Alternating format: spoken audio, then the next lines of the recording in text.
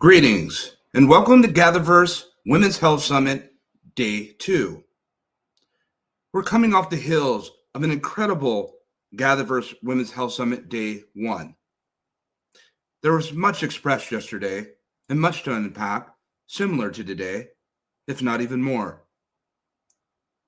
GatherVerse meets at the intersection of emerging technologies and humanity.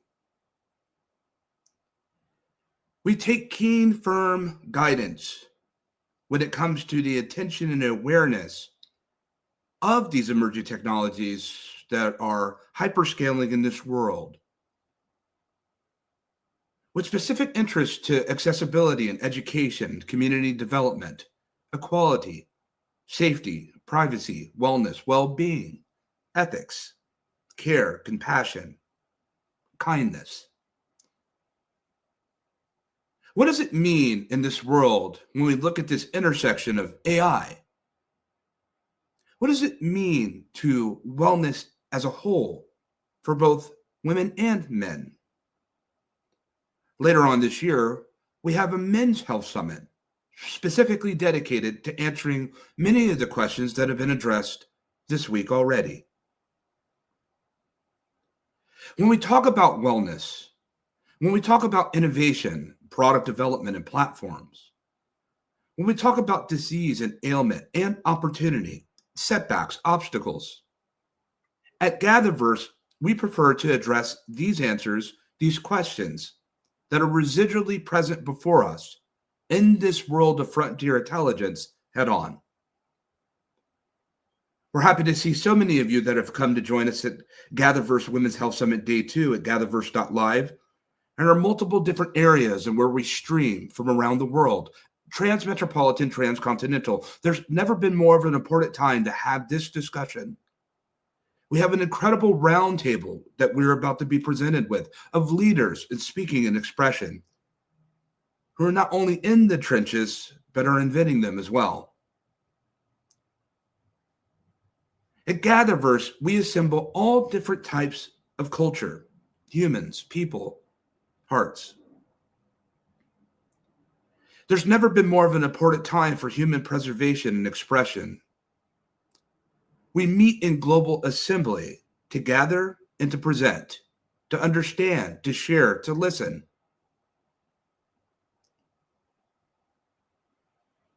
When we think about wellness, when I think about wellness, I was challenged with putting together this 30th GatherVerse global virtual event by a dear friend and a stranger.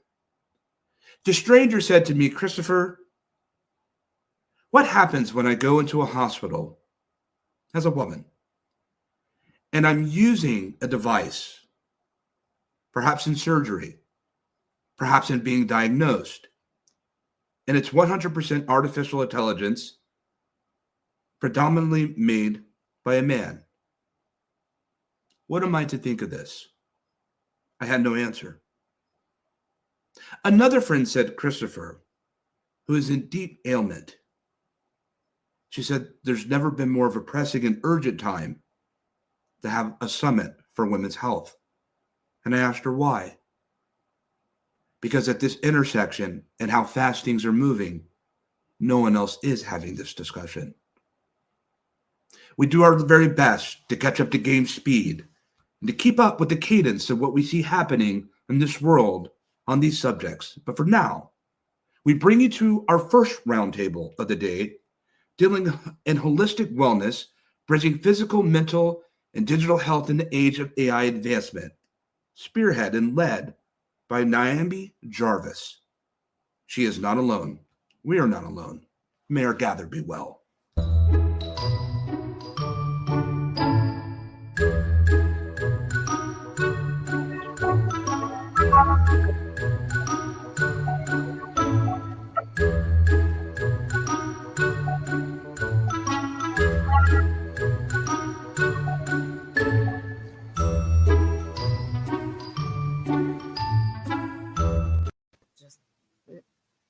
Thank you so much, Christopher.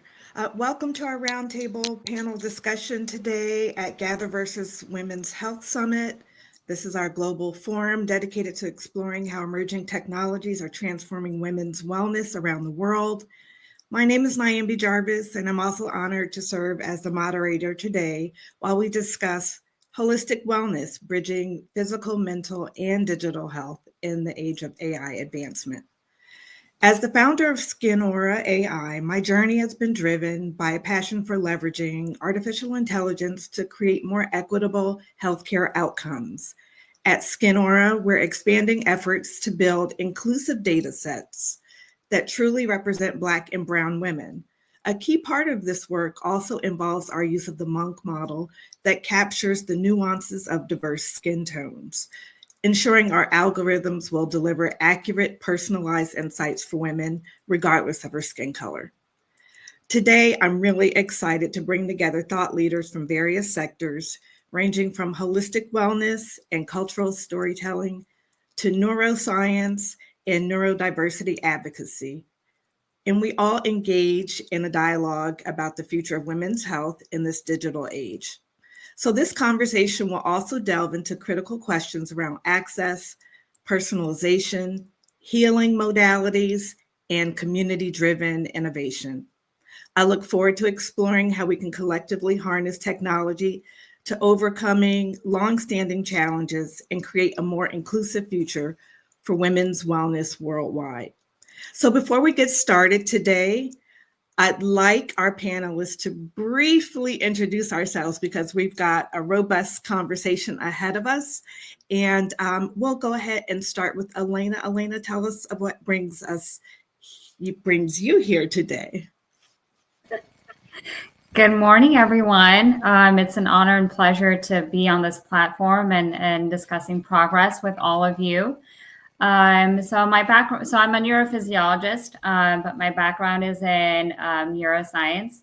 I actually met Ms. Nyambi at a summit just a few weeks ago out in New York. So we connected very well, and she, told me about this summit, and she said, that I could be here to add value to the group. So I look forward to that. Thanks so much, Alena. And yes, I was really honored to be sitting next to a neuroscientist, right? And so I said, oh my goodness, I really would love for you to join this conversation. Let's get into some discussion about neuroplasticity and how we remain well in this digital age. So I'm going to continue, and it's just basically based on how I see you on the screen and not a hierarchy. So Heather, why don't you introduce yourself? Sure. I'm Heather, and much like Alena, I am very passionate about neuroscience, which is part of what inspired me to set up Autistically Yours, which will be a tech platform where users can virtually rent out their time and skill set to teach life skills to people who are on the spectrum or neurodivergent. It's a way to hopefully combat the long wait list for services that people have and the gaps and efficiencies for the services that are being provided, especially with our current administration. Thank you so much, Heather. I really appreciate you and the work that you're doing. Absolutely. Thank you so much. Sure. And next up is Dr. LaTanya Taylor. Oh boy, we go back more than 20 years. One of my sheroes in the women's empowerment space, and very honored to have you on the panel today. So Dr. LaTanya, tell us about some of the work that you're doing now before we get started. You need to unmute.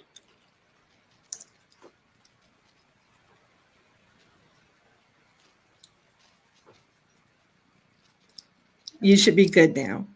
Okay.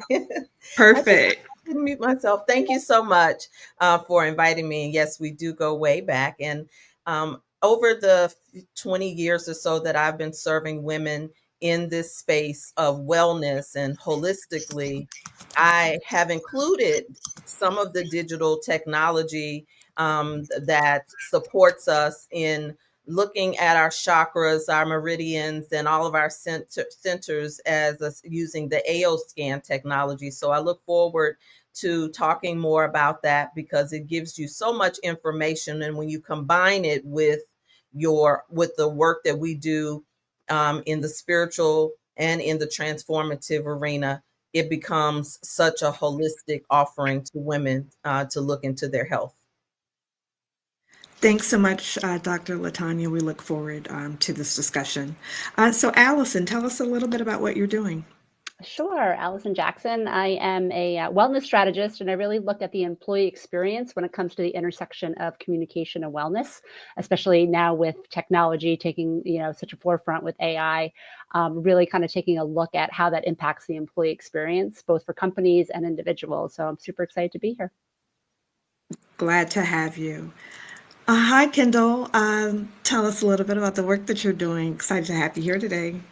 Hi, everyone. My name is Kendall, and I'm the CEO and co-founder of Sophia AI. And what we do is we're just trying to bring the experience of having essentially what is a postpartum doula to a digital space. So we're using AI in order to bring evidence-based answers, the answers you deserve and want, to directly to you on your phone.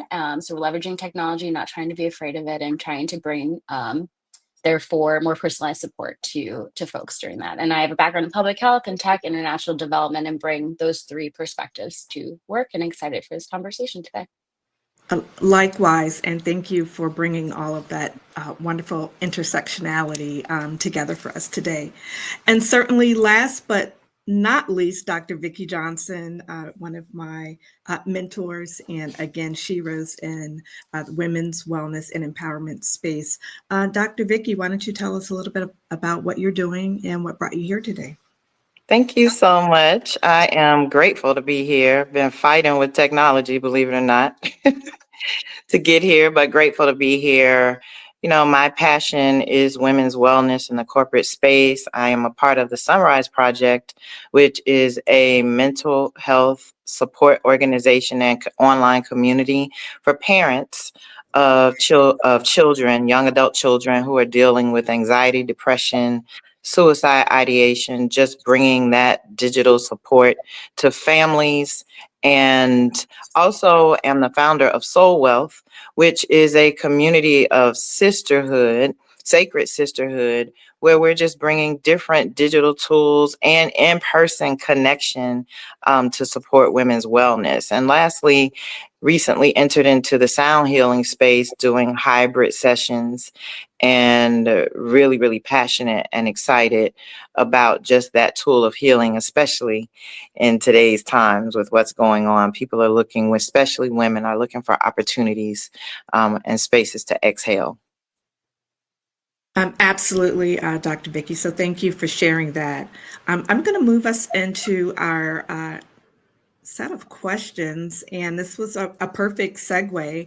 And when I was looking to put the panel together, I was thinking about, okay, we're in this digital space, and there is this rapid evolvement with AI and technology in general, and having worked in tech for the last 2 decades. It's like, okay, I really would like to talk about how we merge traditional healing modalities with the new tools that are being developed. So here's our first question, and I am going to direct this towards Dr. Latanya, Heather, and then Vicki. And so how do you integrate traditional wellness practices with emerging digital tools to address the diverse physical, emotional, and mental health needs of women? So I'll start with you, Latanya. Okay. For years, I've been working with women on energy, right? Their energy when it comes to their body, their mind, and their spirit.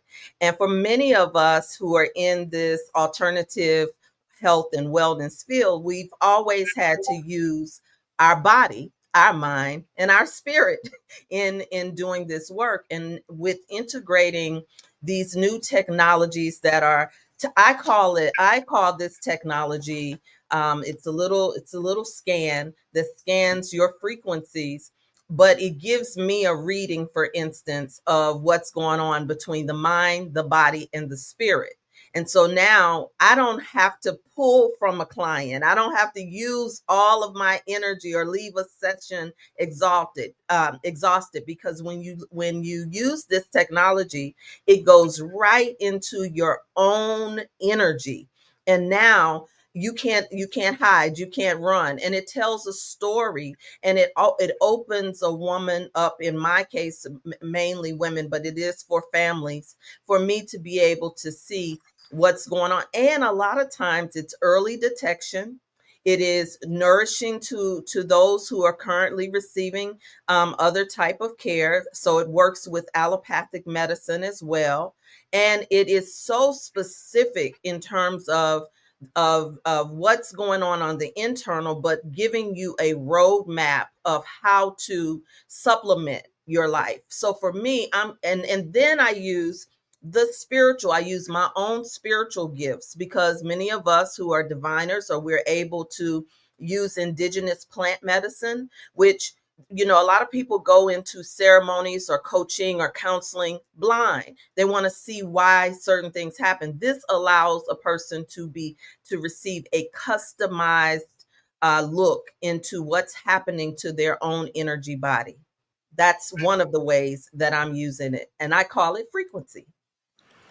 Awesome. Thank you for sharing that. And I'd encourage everyone to connect with Dr. LaTanya online.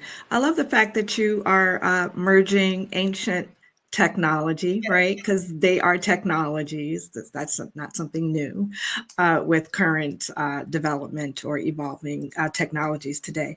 So Heather, why don't you tell us more about Autistically Yours and what you're working on? Sure. So it's still a work in progress, but I have a lot of big dreams. Ever since I was 12 years old, and I learned that the Green Bay Packers were owned by their town, I wanted to create a conscious capitalist company. So the foundation side of my startup will be used to train our AI, and we're going to use AI to help our customers pay for our services through medical data, marketing collateral, and other things that we can use. And then once their ROI is returned back to like is paid in full, the users would have the opportunity to gain commission from the rental of their own medical data, so that scientists can have a bird's eye view and a close-up view of what actually is going on, in a woman's body, a neurodiverse body. So we could then have them pay with anything from anecdotal evidence that the keto diet, to a brain scan, to here is a piece of my journal or a therapy exercise. The idea is we use AI and our long history of sharing stories to basically make science work for us. Thanks for sharing, Heather. We'll hear more about this later. Appreciate it. And Dr. Vicky, you talked about the sound bowls, but let's hear more about your overall modality packages that you use.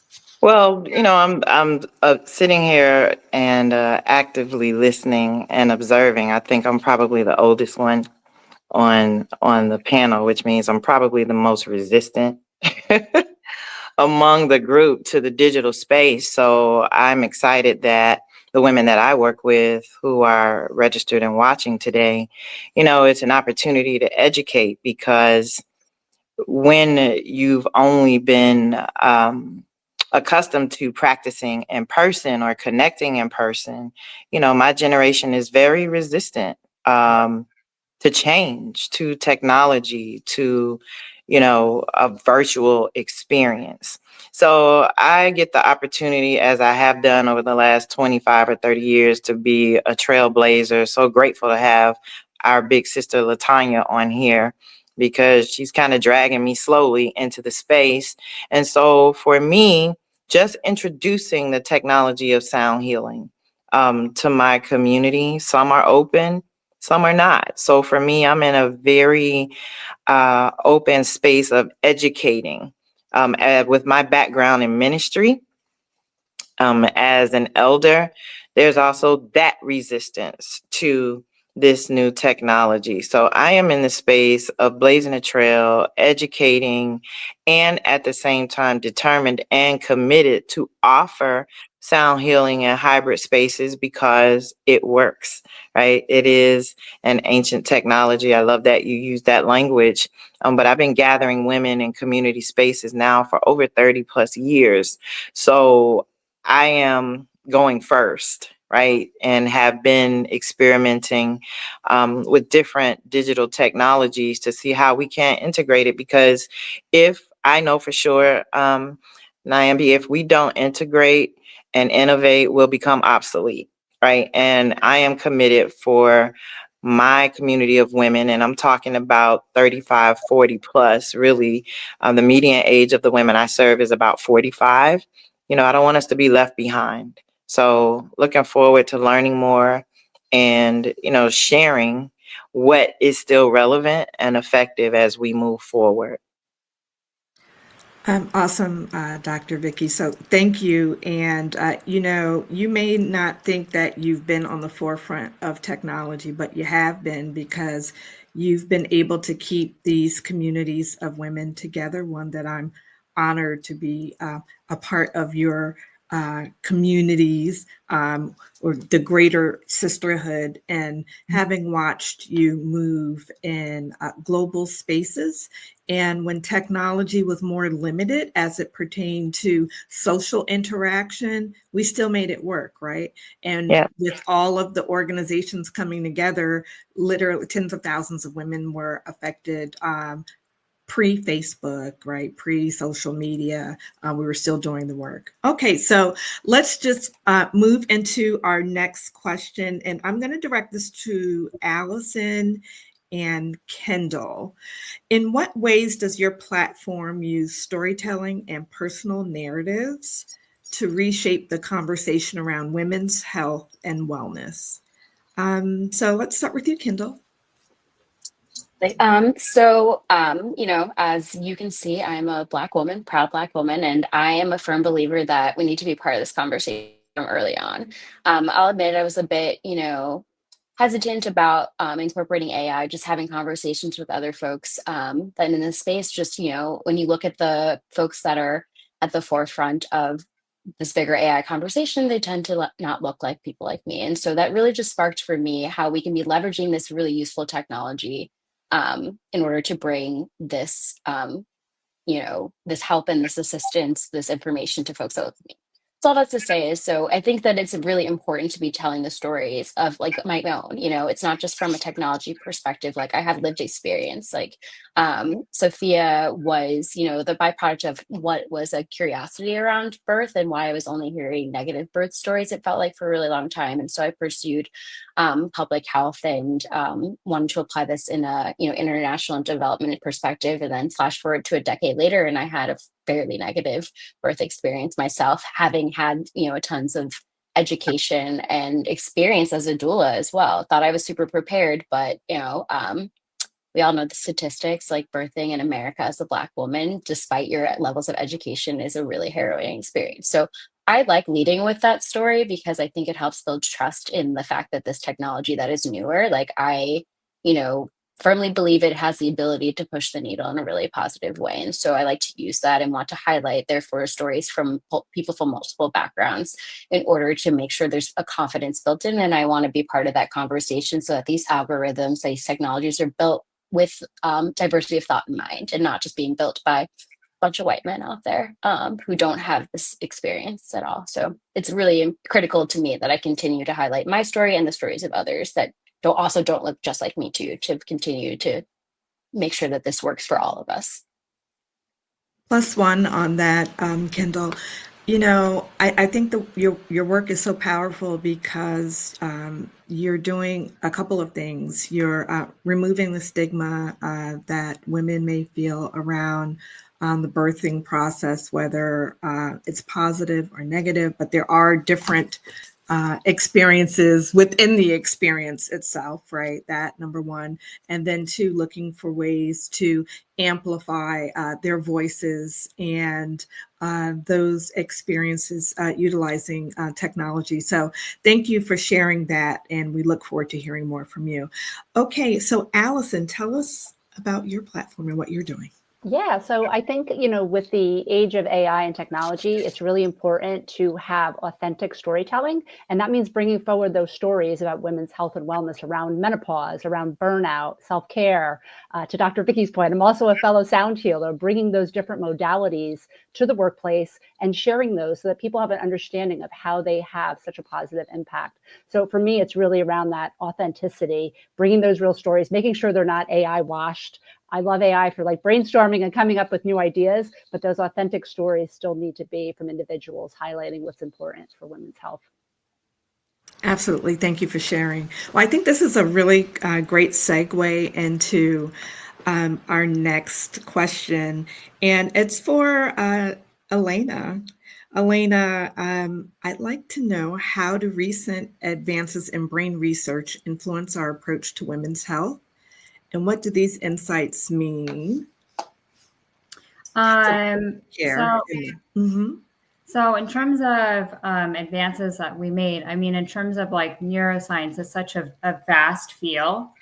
So in particular, it's like we can focus on like neuroplasticity and how AI has helped in terms of, advancing brain health in particular. So when we think about neuroplasticity, we can think about, how can we improve like our cognitive processes, and with AI and all the apps that's available. So when we think about, for example, like brain games, so that has definitely helped in terms of improving brain health. So we can go from that all the way to, so I work in the operating room. So we've advanced even technology in there in terms of how we do brain surgeries, right? So we can now get a little more specific, especially when we're looking at tumors and being more directive with that. So that's how we've definitely advanced in all areas, whether it be, in the hospital or neuroscience research itself. Wow, thanks for sharing.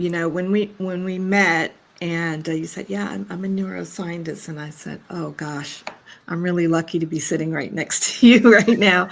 And so I had a ton of questions that I wanted to ask as a woman, as a maturing woman, as a woman who's experienced mom brain, brain fog, certainly midlife mental issues that people don't really talk about, sitting in meetings and then completely forgetting what the next thought was going to be. Can you talk a little bit about maybe what we can do to create new neural pathways? Or you talked about plasticity. What does that look like? Right, sure.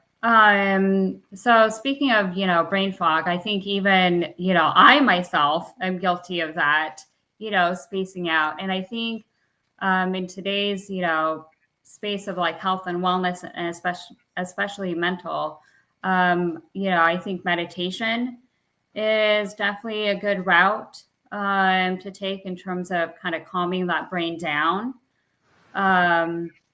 And also, establishing tools that can kind of help guide you through the day, right? So kind of keep you on task. And I think some of those tools are available to kind of keep you, on point on, how you need to kind of navigate your day. But I think, in terms of kind of improving that, kind of getting out of that fog, I think, meditation is definitely kind of at the forefront for like mental wellness and like that neuroplasticity. Thank you for sharing that. So Heather, I'm going to jump back to you because I think that this also moves into a discussion about advocacy and accessibility. So can you share how your work will address the unique healthcare challenges faced by neurodiverse women or people, and what digital strategies have proven most effective in bridging those access gaps? Like, how do you plan to do that through your platform, or are there other tools that you can share with our viewers? Sure. I feel like the biggest asset I have for my users is the 29 years of experience I have living with Tourette's and not knowing it, followed by the 32 years of experience I have kind of living inside an autistic and neurodivergent body without knowing. Because I built up habits that I feel are beneficial and one that's that were negative. So I didn't, because I wasn't aware of the stigma, it wasn't weighing down on me in that same way. So although something did feel off. So I feel like I have the added bonus of having this long period of experience, basically throwing spaghetti against the wall and seeing what sticked.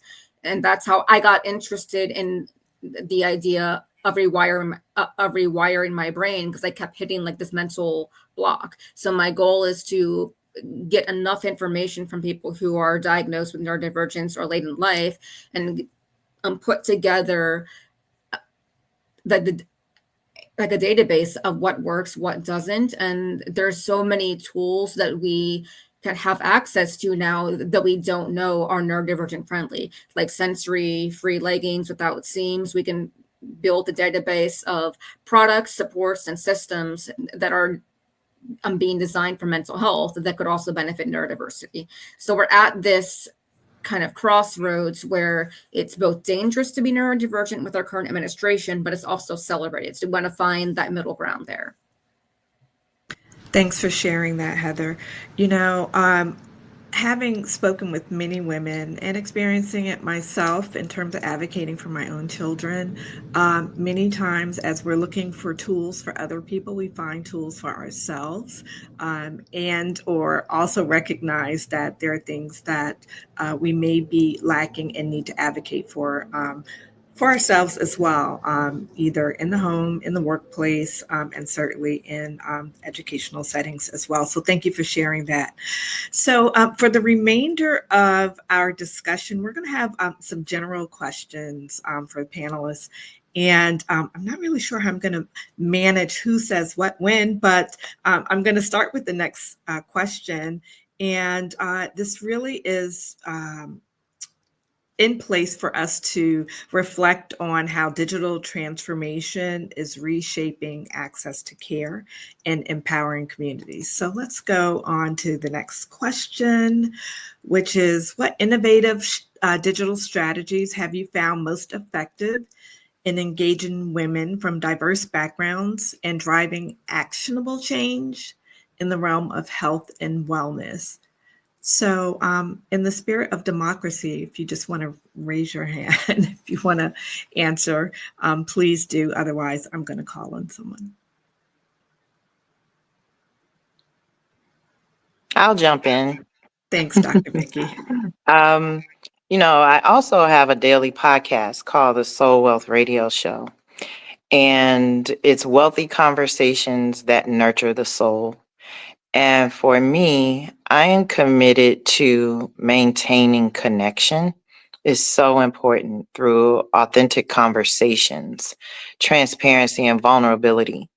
And what has been most interesting for me, as well as dcradio.gov, which is the platform where our station is housed and I record my show, I have guests that I speak with. And having over 500 plus episodes, what has been most fascinating to all of us is that my largest audience is in Singapore. And then number 2, Germany. And then the United States.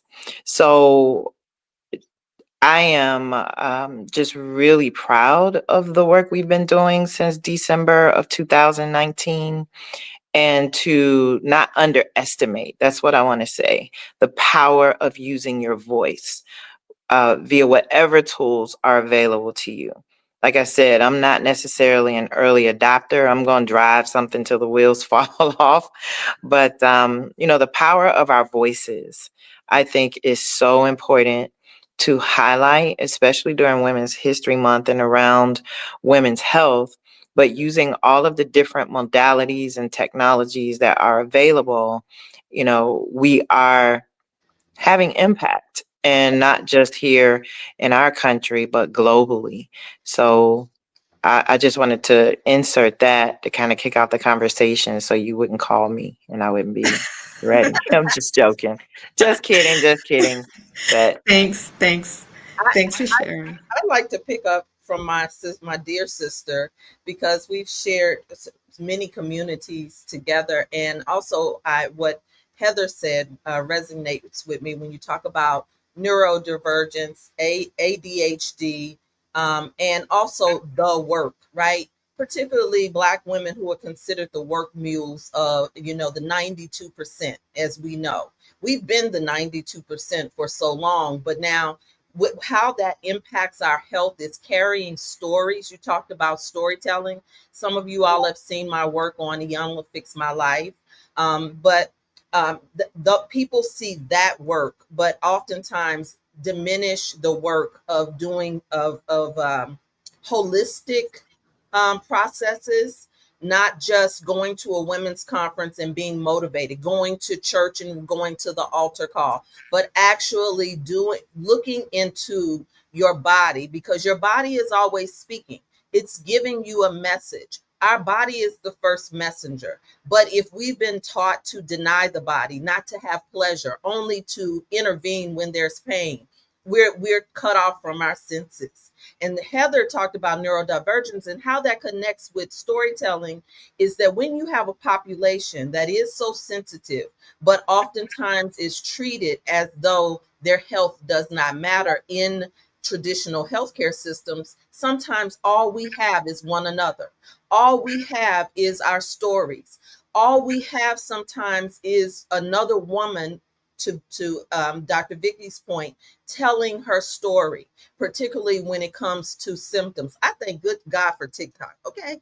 Because, Facebook we pretend like we do in our hometown and all of that, and Instagram is for show. But when we hear people saying, all these years I've judged myself, I didn't know that I was neurodivergent. That could be me. All these years, ADHD. I hear pieces of my own story, but we've grown up calling it things like the black sheep, or feeling rejected and casted out and casted from other people, being different because you're spiritually attuned. Well, right now we're in a season where we're going to need all of this alternative health to stay well. And that means that we are going to need each other. Well, I knew you were going to bring it, Dr. Latanya. So thank you for that. And I'm just going to share my own personal story, even though I'm moderating. But what resonates with what you were just sharing, I have been dealing with hypertension since my 30s. Grew up vegetarian, lived a relatively healthy lifestyle, but just could not get the hypertension under control. Stroke levels. I'm not overweight. All of these things, right? And this is part of what led me to Skin Aura. One of the ways that I work on centering myself and bringing my cortisol levels down and reconnecting, recentering, is I work on my skin. And it gives me a chance to stop during the day, think about what has happened, process. I'm still connected with people. I'm using technology. I'm scanning to see what's going on, what's popped up today, what is the result of it, and I'm more intentional about how things manifest themselves outwardly through my skin, which of course is our largest organ, and seeing the interconnectedness of this. So I am thankful for technology, for these communities where the conversations are being held on platforms that we love or maybe don't love so much. And then the genesis of the new platforms that we are developing. So in that vein, Allison, talk to us a little bit more about what you're doing. Yeah. So, you talk about building community and sharing, stories. I think it's important to highlight, like your story, Nyambi. about like what you're going through and how you solved it. Because I think that's how we spread the word, because different things are going to work for different people, whether it's sound healing or maybe hearing great stories through Dr. Vicky's podcast.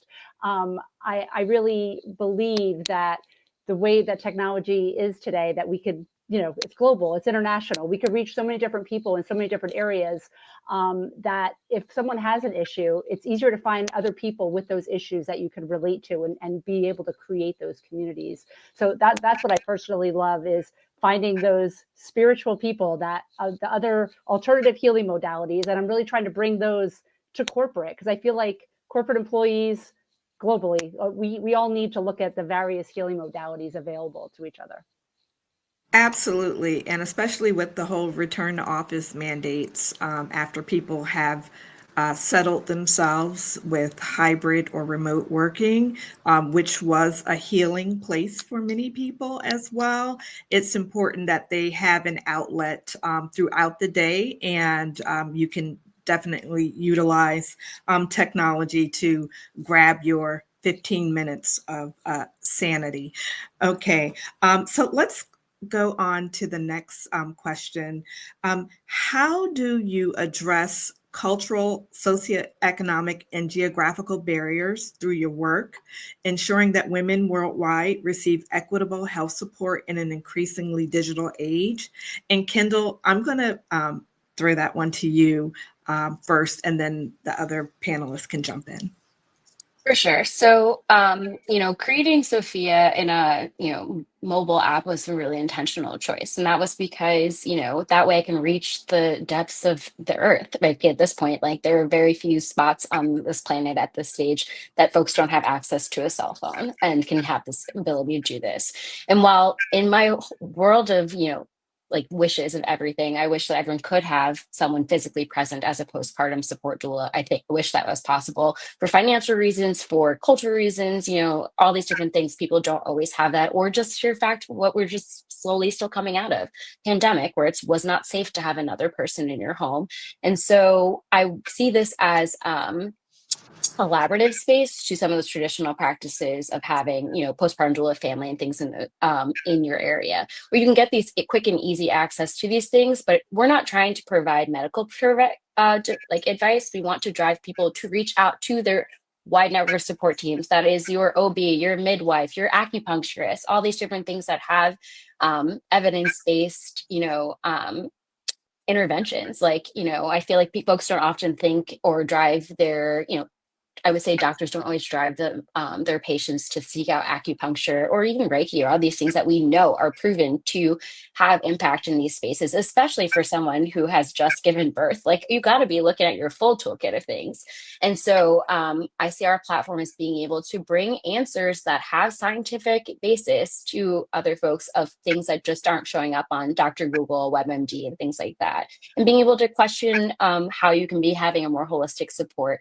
And once again, being in a digital space, that it is being able to increase access. And our hope is to also keep it at an affordable cost too. And by it not having a physical person directly, I think that we'll be able to continue to do that and have an algorithm that hopefully is also reaching multiple different geographies, that it will be giving answers that are from all of these different backgrounds. Is sort of the intentionality too. So that is how I'm trying to maintain some of that equitability and access in our product. I love that. And you're not trying, you're doing. So Thank you. Kudos to you on that. I really, when you talk about making sure that it remains affordable, I would also challenge you in saying that in corporate spaces, employee resource groups or affinity groups, et cetera, are recognizing that there are differences in healthcare access and or differences amongst our communities. So maybe it's a tool that you also market to companies that specifically need to address certain segments of their workforce population. So corporate sponsorship would be my suggestion to you, but take that with a grain of salt. Okay, I also would like to ask that question. Heather, do you have some thoughts on that, addressing barriers through your work and ensuring that women receive the support that they need? Absolutely. Like what I talked earlier about wanting to give people options to pay with something other than finances, we're giving people the power for their story to become their currency. And I believe that in this day and age, the one thing that I will say is that if my company were to become like really, really successful and I got the wealth of a person like Jeff Bezos, all of that would be invested back into the company, because I believe that there is no such thing as an ethical billionaire. But a company can be worth that if the employees and the community are the beneficiaries. So I'm working to build a system where the community comes first. So people are able to use whatever they have as currency, and then they can also make money off of it. Like I see a lot of people who are giving away content for free on Instagram by saying, I use this product and I love it. I want to work towards people being able to use their voice as their currency, and to create a world where we don't I want there to be a world in 10 to 15 years where if you go to a store, a person asks, how do you want to pay? And there's an option to basically pay with your story or to pay with something other than financial. So like a barter, are you talking about some type of bartering system? Or I guess there would be, I don't know, maybe like some digital coins or something built up in the I don't know. How does that translate? I would have them basically, let's say you went to Starbucks and ordered a coffee and you paid with a review or marketing collateral. You would have a deposit that would go on your credit card, and you'd have 48 hours to basically record what you want to record or something like that maybe. So we're giving them options to pay for things through their marketing collateral. And then once we have our ROI, they can make dividends off of that collateral. Okay, that's really interesting. Especially, if you've noticed, a lot of the major corporations or people in general are also looking more to the micro influencers. They want to feel like there's more of a connection and not just, oh, buy this cream because I said so and I have 1 million followers and they got a nice commission. So I'm going to move on to the next question. And I would like for Allison to take a stab at this. So what emerging trends in technology and wellness do you foresee as being most transformative for women's health? And how are your platforms preparing for these changes? Yeah, so I would say, similar to Kendall's point, that almost everyone has a cell phone and there's different apps for everything. And now as the proliferation of wearables becomes prevalent, I think that is really going to enable women to take charge of their health. You're tracking everything from your steps, your weight, your heart rate, your cholesterol. And now, blood sugar has become a big thing to track. I really see that wearables and tracking your health in that way is really going to empower women to be able to take control of their health and understand what they might need to do to improve it. And so through the work that I'm doing, I'm trying to just build that awareness, right? It's like take charge of your own health, whether that's through AI, creating your own meal plans, creating your own workouts based on you. That's the beauty of it, is when you give those great parameters, it gives you that customized information. So I think we're at this great tipping point where women could really take charge of their own personal health. Yeah, I love that. And the fact that, we wear so many hats, right? And we're taking care of everybody else. And sometimes we fall through the cracks, right? So to have these reminders, these pushes, dinging and saying, hey, the UV index is really high today. You need to put on some SPF, even if you're a melanated woman, right? Yeah. So, I love that. So, Dr. LaTanya, why don't you talk to us a little bit more about frequency? Okay, sure. We in the spiritual community, we talk about things like crystals, tuning forks, sound bowls, all of the things, right? But one of the ways I would want to answer both questions is that this is like the med bed in your own hand and in your own family. So if you can't afford to get to a doctor right away, which is the truth for many entrepreneurs and creatives, and particularly people who, especially entrepreneurs, you can access this as a user at an affordable price, right? But to be or donation or whatever, it allows you to, the technology meets you where you are. So even for me as a coach who over the years where my practice has evolved, I don't want to always coach pain, right? I want to pair the the program that you're doing specifically with what your body is telling you that it needs, or what your spirit is telling you that it needs. A person can come in and just be a user and receive a reading, is what we call it, to see where you are, because we're not diagnosing. But you also can invest in this can be a business, this can be something that you pair with what you're offering as a health professional, or just to your family, because it works for your body. So like when I get out of a session, I'm able to take care of myself. Sometimes I don't always want to meditate, but this is designed custom to hear the sound. When we go to Sound Bowl, and I do love Sound Bowl, I love everything in person, it's general. But when you go to experience this frequency, it is your soundtrack. It is giving you the soundtrack that you need to adjust your energy so that your body becomes an adaptogen. Your body begins to heal itself. Your mind begins to heal itself. So you can do this for for yourself, your family, your pets. You can do this when you enter into a room and you're bringing Reiki energy, sound bowl healing. You're bringing, because all of us are broadcasting centers.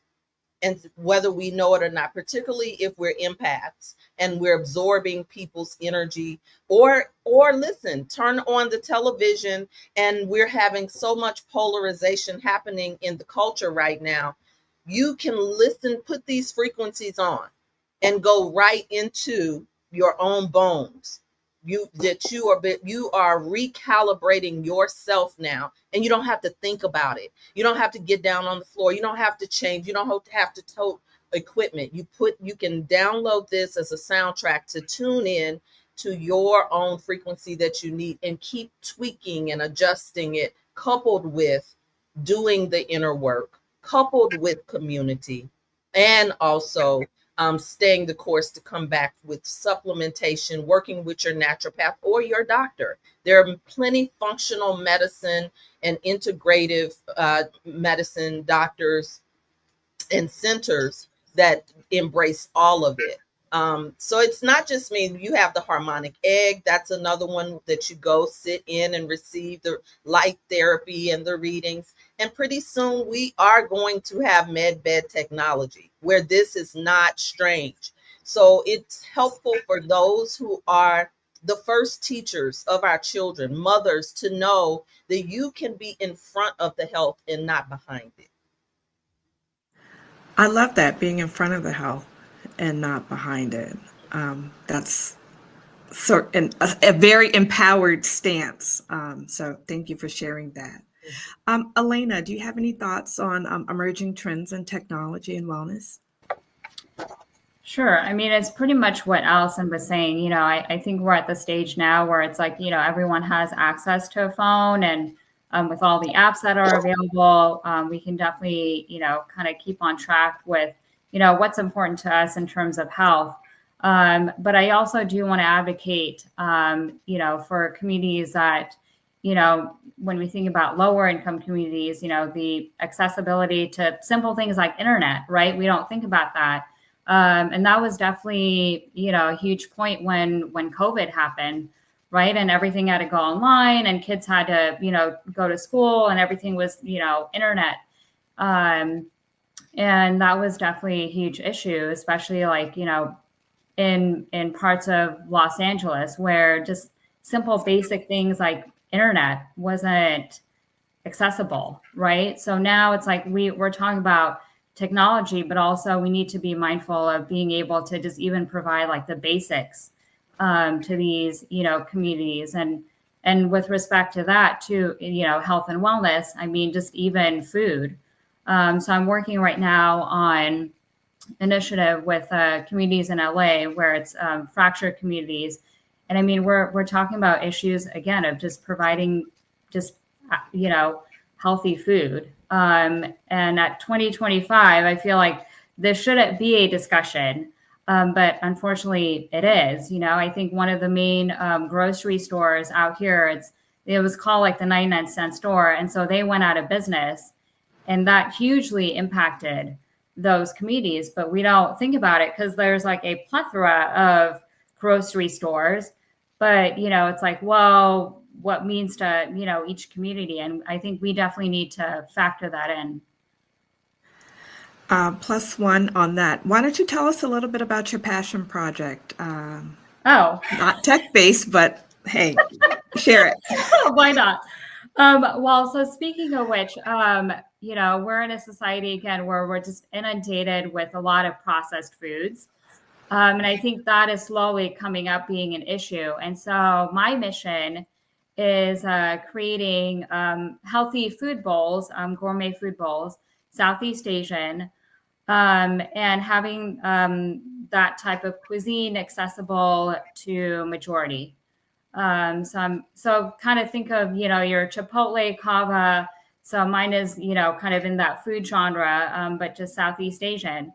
And so the big mission to that is actually to create revenue, provided it goes well, and it will. But my goal would be to create this food company with like nonprofit foundation basis where, I would use a portion of like the revenue to support women in lower income communities and to support them with their education in neuroscience. Great. Thanks for sharing, Alena. That's how we connected, so appreciate it. Okay, so the next question, how do you see emerging technologies breaking down traditional barriers to access and quality care for women across diverse socioeconomic backgrounds? I think we kind of just touched on that, but I will open it up for Kendall as we begin to round out our conversation. Do you have thoughts on this, Kendall? For sure. So I think, some of these tools around AI and things are going to be able to bring some of those aspects of personalized health that we all kind of touched on more directly to different populations and different folks of socioeconomic backgrounds.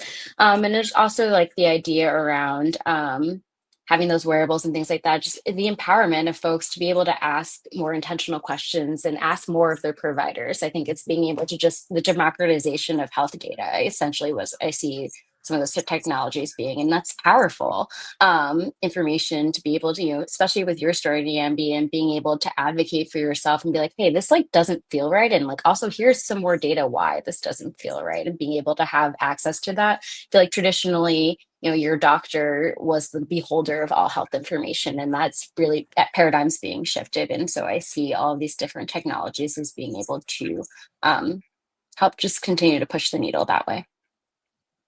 Absolutely. So this is our final discussion point as we round out this conversation. And I think we gathered well today.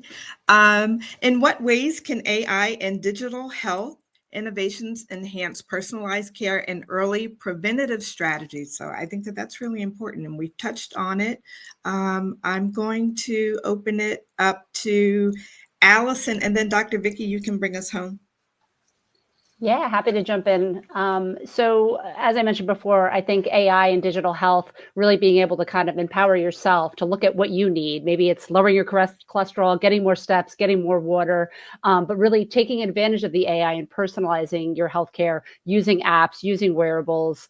But most importantly, like I said, being progressive about it, right? And I think Dr. Lotanya said it perfectly, being in front of it versus being behind it. So use that AI and that technology to really kind of get ahead of your health. Thanks so much for sharing. And Dr. Vicky, why don't you close us out? I would love to. I would say that there are three C's that come to mind as I'm sitting here. You know, I think the power of today is how we've connected. As you said, we've gathered well. But I think it's also an invitation to collaborate, you know, where um, we're cross connecting, if you will, with our passion projects, with the technologies that we're using. I know Dr. Latanya and I, you know, we're going to be doing some things together, and through those collaborative connections, we are creating community. I'm very, very committed to serving women who have limited and or restricted access, right? Because the truth is, there are more women who are disconnected, who are disenfranchised. And that's the work I've been doing, you know, over the last 20, 30 years. So I am excited about the opportunity and the invitation to continue connecting, collaborating. Thank you so much, Niambi, for bringing us all together today. This is an example, a demonstration of a model that will work, you know, in spite of all of the other barriers that women are encountering, you know, with access to care. And with community, we're going to come out and continue serving women and keeping us well so that we can continue to gather well. Thank you so much. I'd like to thank everyone for joining us today for GatherVerse Women's Health Summit Day 2. This was a phenomenal roundtable. I personally like to thank Christopher for this opportunity to pull these powerful women together and to share their passion projects, to share their past performance, and to share their future work in the digital space. So thank you so much, everyone, for joining us. We look forward to staying in touch. Take care, everyone.